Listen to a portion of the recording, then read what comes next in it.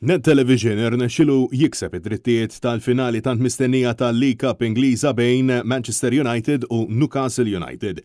Dan kif nhar il-ħadd 26 ta' frar fil-5:30 ta' wara nofsinhar, Net Television se jkun l-unika stazzjon lokali li se jkun qed ixandar din il-partita segwita minn bosta sostenituri ta' Manchester United kif ukoll dawk l-akkaniti ma' Newcastle United għall-partita li se tkun qed tfisser l-ewwel trofew staġjonali għaż-żewġ timijiet.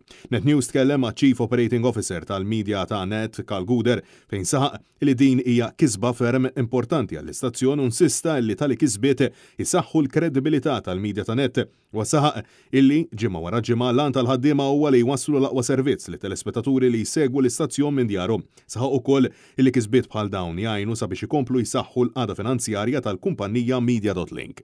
Il-commitment tagħna illi noffru programmi differenti u avvenimenti importanti. Jien naħseb illi dan il-final kif għamilna meta ġraw avvenimenti kbar internazzjonali, aħna konna minn tal-ewwel biex nagħmluhom. Imma l-iktar ħaġa is-sostenibilità ta' kumpanija.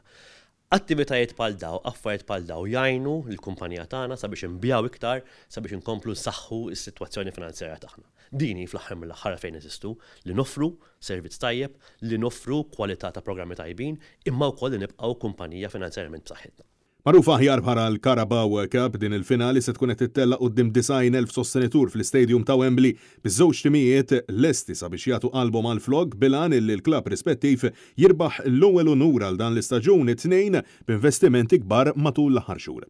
Manchester United jirritornaw f'dan l-istadium l-ewwel darba wara l-2017 Newcastle United ilhom ma jinżlu f'Wembley sa mis-sena 2000 meta kien irnexxielhom jagħmluha sas-semifinali tal-FA Cup. Għal-qasant, nhar il-ħadd wara nofsinhar Net Television se jkun qed iwassal lit-telespettaturi Maltin u Awċin b'mod esklusiv il-finali bejn Manchester United u Newcastle United.